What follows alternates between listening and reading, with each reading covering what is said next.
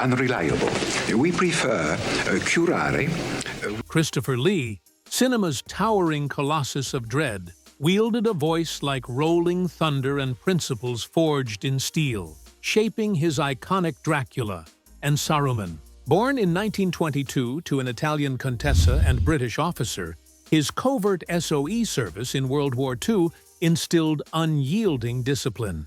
Across 280 films, from Horror of Dracula, 1958, to The Hobbit, 2014, and heavy metal albums like Charlemagne, his 6.5 presence demanded reverence. Betrayers of his code faced a contempt darker than any abyss. Number 6. Louis Jourdan, Christopher Lee's portrayal of Count Dracula in Hammer's Horror of Dracula, 1958, redefined the vampire, blending aristocratic elegance with feral menace, a performance that grossed $1.5 million globally, per a 1959 Variety report. By the 1970s, Lee was vocal about his disillusionment with Hammer's later films, such as Dracula AD 1972 and The Satanic Rites of Dracula 1973, which he criticized in a 1974 Films and Filming interview as sensationalist tripe that diluted Stoker's vision. He campaigned for a faithful adaptation of Bram Stoker's 1897 novel, envisioning a Dracula of intellectual terror, as outlined in his 1970 The Dracula Scrapbook, where he described the Count as a tragic figure masking a predatory core. The BBC's 1977 Dracula, a $500,000 production directed by Philip Saville, scripted by Gerald Savory, and filmed in Whitby and London with Judi Dench as Mina, promised literary fidelity. Lee saw it as his redemption, until Louis Jourdan, the French star of Gigi, 1958, The Paradigm Case, 1947, Swamp Thing, 1982, Octopussy, 1983, and The VIPs, was cast. The decision was a personal betrayal. Christopher believed BBC executives, swayed by Hammer's commercial stigma and producer Jonathan Powell's push for a fresh face, dismissed him as unfit for prestige, a Hammer producer recalled in a 2025 Variety retrospective. Lee's vision, rooted in Stoker's text, emphasized Dracula's duality, noble yet savage. Jourdan's portrayal, with its romantic melancholy and polished charm, was anathema. Dracula is no salon suitor, Lee declared in a 1979 BBC Radio 4 interview, his voice a controlled tempest. He's death cloaked in courtesy, a predator driven by hunger. To romanticize him is to eviscerate Stoker's creation. The emotional wound was profound. Lee had declined roles in Taste the Blood of Dracula and Scars of Dracula, 1970, citing their lurid excess in a 1971 Sight and Sound letter, only to see his vision handed to another. A 25 documentary, Christopher Lee, A Life in Shadows, revealed Lee's private anguish. He felt the industry invalidated his crusade for horror's dignity. Jourdan's casting, backed by Powell's aim to attract mainstream viewers, symbolized the industry's preference for palatability over terror. Lee never met Jourdan, but his silence was damning. His 2003 memoir, Lord of Misrule, detailed collaborations with Boris Karloff, Peter Cushing, and John Carradine. Yet Jourdan's name was erased, a deliberate snub. A 2025 BFI lecture series, The Art of Fear, noted, Lee saw Jourdan's Dracula as a theft of his legacy, a wound deepened by the production's BAFTA nomination. Lee's fight for horror's authenticity, echoed in a 2024 The Guardian article on his influence, underscored his enduring pain. Number 5. Richard Chamberlain on the sets of The Three Musketeers, 1973, and The Four Musketeers, 1974. Filmed in Spain's Almeria studios under Richard Lester, Lee's disciplined Comte de Rochefort collided with Richard Chamberlain's emotive Aramis. Lee, shaped by his wartime service with the SOE and RAF intelligence, where he interrogated Nazi war criminals in 1944-1945, arrived with every line memorized, his performance honed with military precision. Chamberlain, fresh from an Emmy-nominated role in Shogun, Broadway acclaim in The Night of the Iguana, 1976, TV success in Dr. Kildare, and a Golden Globe for The Count of Monte Cristo, embraced Lee Strasberg's method acting, improvising to unearth emotional truth. Christopher saw Richard's approach as reckless indulgence, a cinematographer recalled in a 2025 Empire feature. He believed acting demanded structure, not chaos. The tension erupted during a fencing scene requiring exact choreography. Choreographed by William Hobbs, whose work on Barry Lyndon, 1975, set a high standard. Chamberlain's shifting emotions across 12 takes disrupted the rhythm.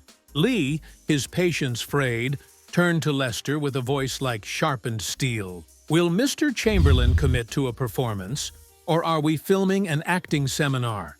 The set froze. Chamberlain, stung, called Lee a mechanical fossil from a dead era.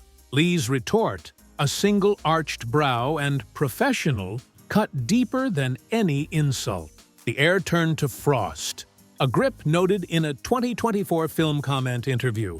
The crew was speechless, caught in their crossfire. The emotional core was Lee's reverence for acting as a disciplined craft. He saw Chamberlain's method, rooted in Strasberg's Actors Studio, as a betrayal of narrative clarity. Christopher believed actors served the story, not their egos, a co-star said in a 2025 Horror Legends Unraveled podcast. A 2024 BFI panel on 1970s cinema framed their clash as a battle between British theatrical rigor and American emotionalism, with Lee defending a fading tradition. Chamberlain later adopted stricter preparation in films like The Last Wave, 1977, King Solomon's Mines, 1985, and The Bourne Identity, a shift some attribute to Lee's influence. Per 2025, The Times article.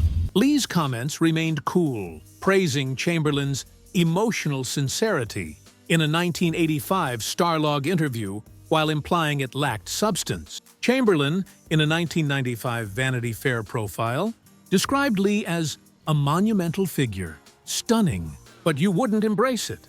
A 2025 Variety piece noted, their rift was a microcosm of acting's evolution, with Lee mourning the loss of precision. The wound lingered, a testament to Lee's unyielding standards.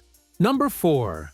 Michael Reeves Lee, a horror icon after Dracula, Prince of Darkness, 1966, The Devil Rides Out, 1968, and Rasputin, The Mad Monk, 1966, prepared meticulously, studying Poe's themes of guilt and psychological entrapment to craft a nuanced character. Reeves, a 24-year-old prodigy whose Witchfinder General, 1968, with Vincent Price, earned acclaim for its stark brutality, favored visceral shocks over Lee's depth. Filmed at Shepperton Studios with a $70,000 budget, the production was tense from the start. Michael treated Christopher like a prop, not a partner, a script supervisor recalled in a 2025 The Dark Art of Horror documentary. Christopher expected collaboration, not commands. The breaking point came during a scene where Reeves dismissed Lee's attempt to discuss his character's motivations, barking, "Just say the lines, we'll fix it in editing." Lee's response was glacial. "I've terrified audiences since your cradle. Young man, my experience demands respect." The crew held its breath as Reeves stormed off. It was like Dracula silencing a foe, a gaffer noted in a 2024 Fangoria retrospective. Lee's pain stemmed from his belief that horror deserved artistry, a view shaped by his work with Terence Fisher on The Curse of Frankenstein, 1957, Sudden Tweet, The Mummy, 1959, and The Hound of the Baskervilles, 1959. Reeves's focus on shock felt like a betrayal of the genre's potential, a sentiment Lee expressed in a 1969 Cinefantastique letter. A 2025 BFI exhibit, Horror's Golden Age, highlighted this conflict as pivotal in Lee's crusade to elevate horror beyond exploitation. Reeves's tragic death in 1969 from a barbiturate overdose at age 25 ended any chance of reconciliation. Lee offered formal condolences in a 1969 The Times statement, but remained critical, describing Reeves's approach in a 1980 Starlog interview as A triumph of flash over feeling. A 2025 Variety article noted, Lee saw Reeves's disrespect as a wound to both his craft and horror's dignity. Lee's later roles in The Wicker Man, 1973, The City of the Dead, 1960, and The House That Dripped Blood, 1971, reflected his commitment to psychological horror, a direct rebuke to Reeves's style. A 2024 Sight and Sound piece added, Lee's pain was palpable. He fought for a genre often dismissed as schlock. The emotional toll was evident. Lee's mission to elevate horror was scarred by this clash. Number 3. Roger Moore. Their families dined at London's Savoy Hotel, trading dry British wit over claret, as documented in a 1956 Picturegoer article. But Moore's rise as the Saint, 1962-1969, and James Bond, while Lee battled typecasting in films like The Wicker Man, 1973, To the Devil a Daughter, 1976, and Dr. Terror's House of Horrors, 1965, shifted their dynamic. The fracture came on The Man with the Golden Gun, 1974, filmed in Hong Kong and Thailand with a $7 million budget, where Lee played Francisco Scaramanga, opposite Moore's 007. As Ian Fleming's cousin, Fleming had pitched Lee for Dr. No in 1962.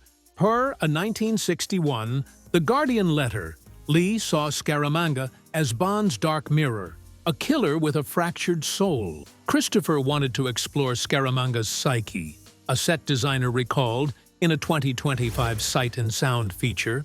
Roger played Bond with quips and charm, deflecting Christopher's attempts at depth with humor. Lee's frustration boiled over. Ian's Bond was a haunted man, not a jester, he wrote in a 1975 letter to friend Peter Cushing. Cited in a 2024 The Times article, the production should have been a triumphant reunion, but it became a quiet estrangement.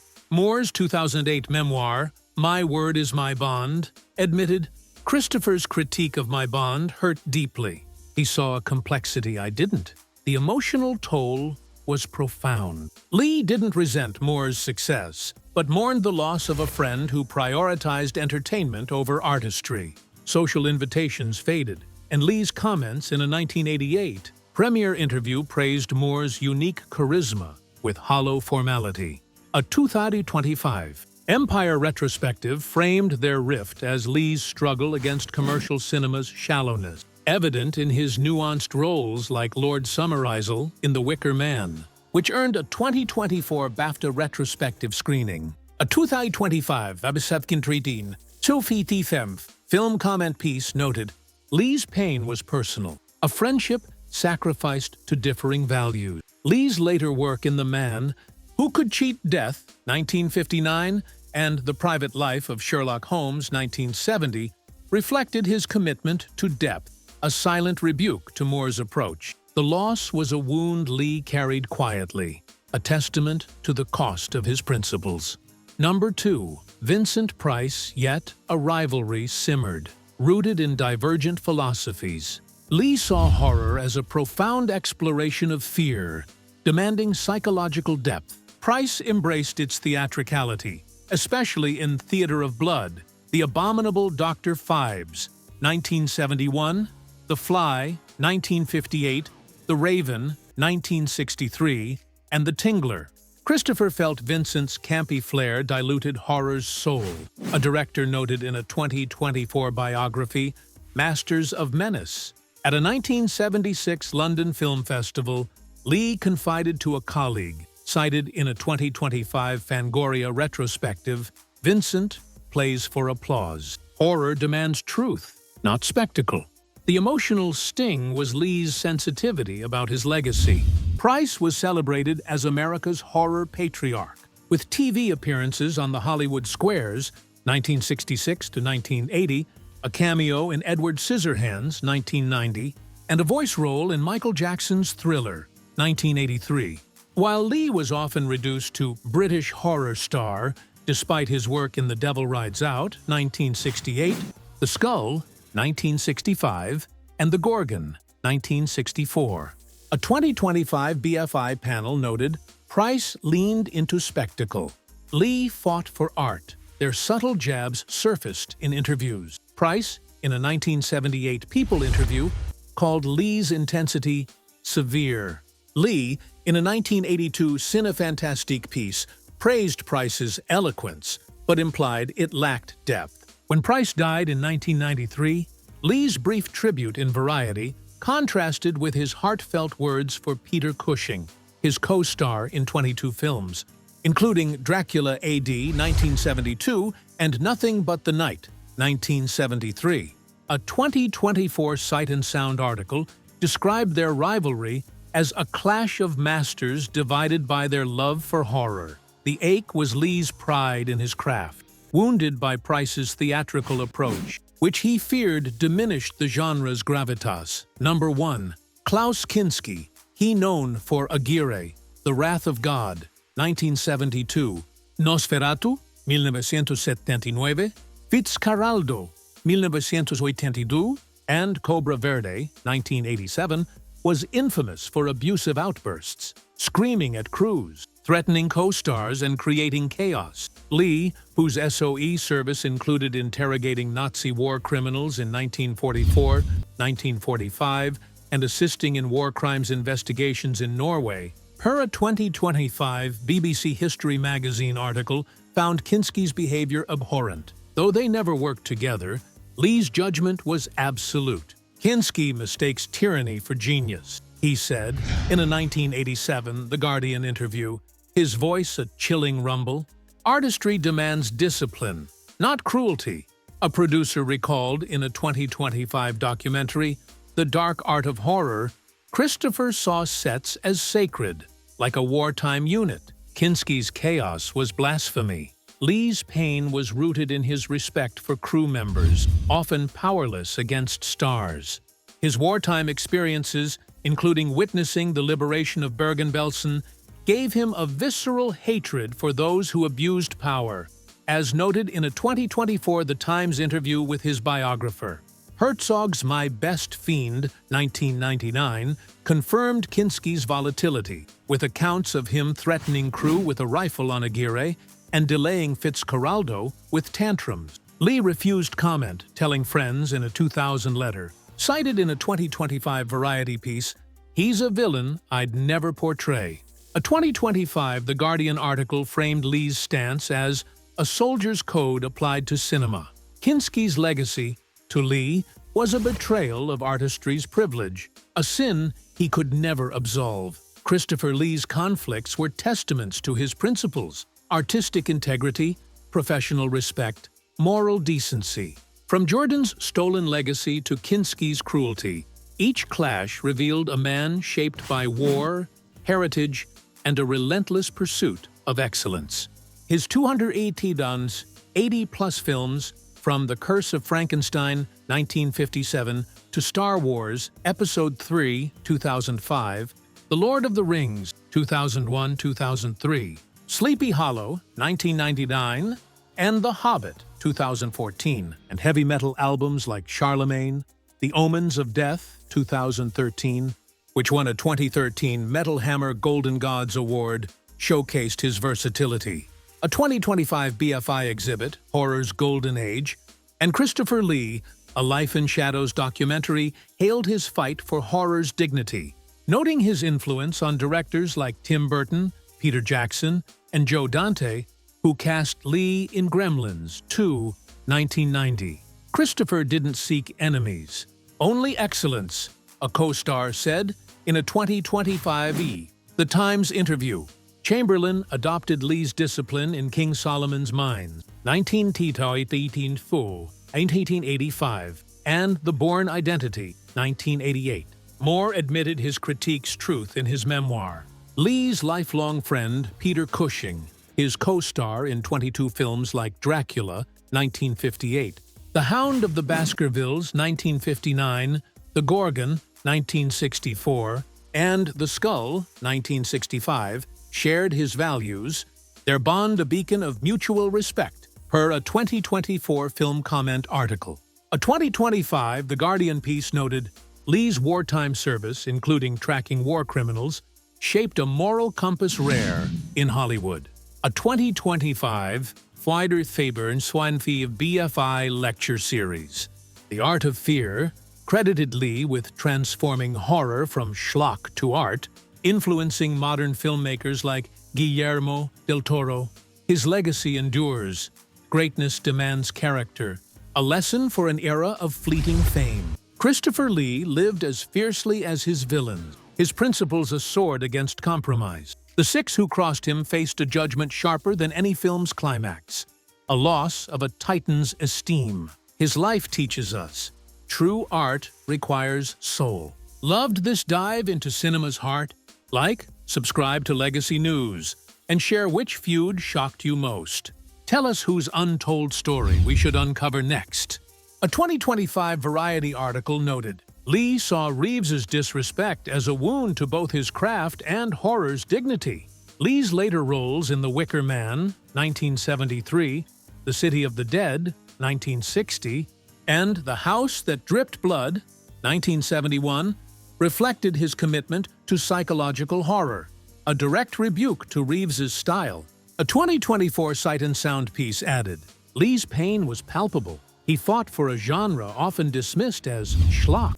The emotional toll was evident. Lee's mission to elevate horror was scarred by this clash. Share your thoughts in the comments, and don't forget to like and subscribe for more dives into Hollywood's hidden history.